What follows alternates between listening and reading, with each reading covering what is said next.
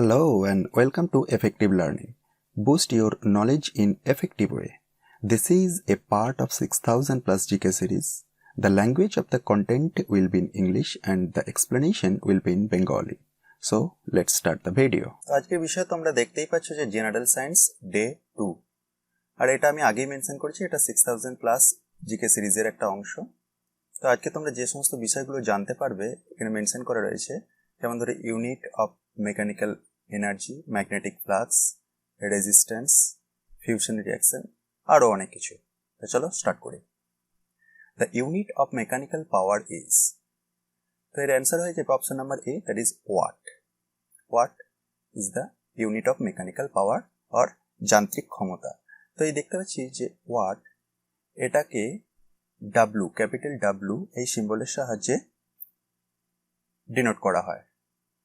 আর এই ওয়াটটা named after James Watt. James ওয়াটের নামকরণ থেকে এই ওয়াট নামটা আমরা ডিরাইভ করেছি। তো জেমস ওয়াট কে ছিলেন? Inventor of steam engine. Okay, steam ইঞ্জিনের ইনভেন্টর জেমস ওয়াট এর নাম অনুসারে এই ওয়াট। আচ্ছা, তো পরের অপশনতে জুল রয়েছে। এই জুলটা কি না ইউনিট অফ এনার্জি। আর নিউটন সেকেন্ড, থার্ড অপশনে যেটা রয়েছে, this is the derived unit of impulse. Derived unit of impulse is newton second. আর এই ওয়াটটা আমরা লিখতে পারি যে 1 watt that equals to 1 joule by 1 second. তো এটা থেকে আমরা কি ডিরাইভ করতে পারি সেটাকে আমরা যদি কথায় লিখি তাহলে এটা হবে the energy consumption rate of 1 joule per second. এক সেকেন্ডে কত জুল এনার্জি কনজাম করছে সেটাই হচ্ছে ওয়াট। এখানে দেখতে পাচ্ছি 1 জুল আর বাই 1 সেকেন্ড। চলো পরের প্রশ্ন।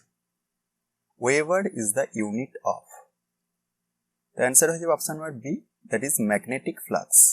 তো প্রথম অপশনটা যে অ্যাঙ্গুলার মোমেন্টাম মানে কৌণিক ভরবেগ, এর ইউনিট কি এটাও জেনে রাখতে হবে তোমাদেরকে। এর ইউনিট হয়ে যাবে KG metre square per second. So KG metre square per second is the unit of angular momentum. Third option যে প্রেশার রয়েছে, এর ইউনিট অবশ্যই তোমরা মনে রাখবে পাস্কাল, আর এটিকে ডিনোট করা হয় পিএ। সারফেস টেনশন বা পৃষ্ঠ টান যেটাকে বাংলায় বলা হয়, তার ইউনিট হয়ে যাবে নিউটন পার মিটার, রাইট? তো এই ইনফরমেশনগুলো অবশ্যই তোমরা নোট ডাউন করবে। চলো পরের প্রশ্ন। The unit of resistance is, তো এর অ্যান্সার হয়ে যাবে option number D, that is volt per ampere. তো রেজিস্ট্যান্স বা রোধ যেটা বাংলায় বলা হয়, তো এই সম্বন্ধে জেনে রাখো যে এর ইউনিটটা ফেমাসলি, এটা তো দেখতেই পাচ্ছ ভোল্ট পার অ্যাম্পিয়ার, বাট ফেমাসলি এটা ওহম। সিম্বলটা হবে এরকম। আচ্ছা, এটাকে ভোল্ট পার অ্যাম্পিয়ারে কিভাবে ডিরাইভ করে যায় সেটাই আমি দেখাবো। ওহমস ল যদি আমরা অ্যাপ্লাই করি, ওহমসের ল আমরা জানি ভি ইকুয়ালস টু আই আর। তো এখানে ভি বলতে বোঝাচ্ছে ভোল্টেজ, আই মানে কারেন্ট, এবং আর হচ্ছে রেজিস্ট্যান্স।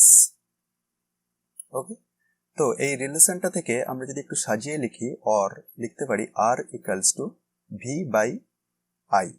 তাহলে এই আর যেটা রেজিস্ট্যান্স, এর unit ohm, that equals to আমরা লিখতে পারি ভোল্ট। ভোল্ট কেন? এই যে ভোল্টেজের ইউনিট, আর কারেন্টের ইউনিট মানে আই এর ইউনিট আমরা জানি অ্যাম্পিয়ার। তাহলে আমরা লিখতে পারি ভোল্ট পার অ্যাম্পিয়ার। সুতরাং রেজিস্ট্যান্সের ইউনিট আমরা ডিরাইভ করতে পারলাম। তাহলে পরের প্রশ্ন দেখে নিই।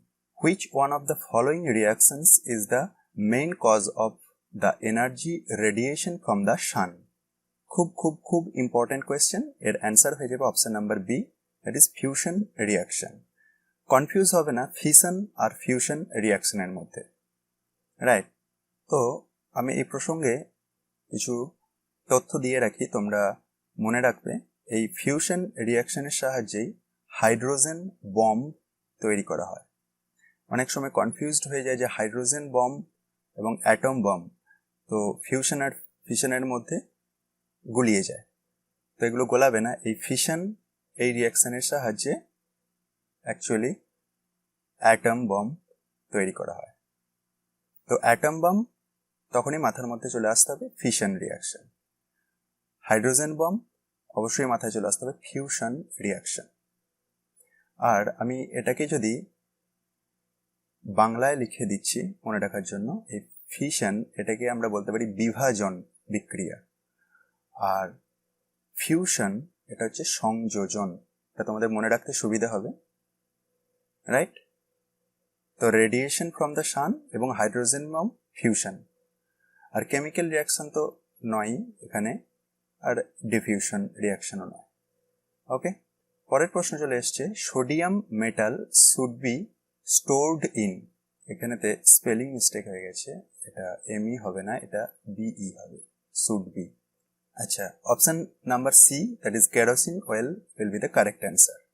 তো সোডিয়াম মেটালকে আমরা কখনোই ওপেন রাখতে পারবো না, কেরোসিন অয়েলে রাখতে হবে। তার কারণটা একটু জেনে নিই। বিকজ এনে, সোডিয়ামকে আমরা এনে দিয়ে ডিনোট করে থাকি, বিকজ এনে ইজ ভেরি রিঅ্যাক্টিভ মেটাল। সোডিয়ামটা খুব রিঅ্যাক্টিভ মেটাল। 2 নম্বর, যদি আমরা এটাকে রাখি বাইরে, আমি লিখে দিচ্ছি, তোমাদের পরবর্তী ক্ষেত্রে নোট করতে সুবিধা হবে। এটা যে কেরোসিনের মধ্যে রাখা হয় তার কারণ কি? এটা কি প্রিভেন্ট করে? কেরোসিনের মধ্যে রাখলে prevent the contact with oxygen and moisture এবং অক্সিজেন এর কন্ট্যাক্ট থেকে এটাকে প্রিভেন্ট করে। এই কেরোসিন অয়েলটা এটা প্রিভেন্ট করে, তাই এটাকে কেরোসিনের মধ্যে রাখি। আচ্ছা, যদি এটাকে না রাখা হতো তাহলে যে ধরনের কেমিক্যাল রিয়াকশনটা তৈরি হতো এবং যে ঘটনা ঘটতো, তো সেটাকে আমি ব্রিফ একটু বলে রাখি। If it react with H2 মানে ময়েশ্চারের সাথে যদি এটা বিক্রিয়া করত, মানে ওপেনেতে রেখে দিলে অবশ্যই ময়েশ্চারের সাথে বিক্রিয়া করত, এবং এই বিক্রিয়ার ফলে কি প্রডিউস করত? ইট প্রডিউসেস NaOH মানে সোডিয়াম হাইড্রোক্সাইড প্রডিউস করত H2 এর সাথে রিঅ্যাক্ট করে।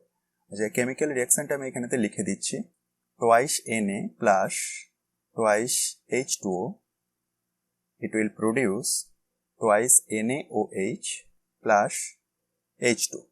আর যে এই বিক্রিয়াটার ফলে যে সোডিয়াম হাইড্রোক্সাইড যে প্রডিউস করত, এটা স্ট্রংলি এক্সোথার্মিক।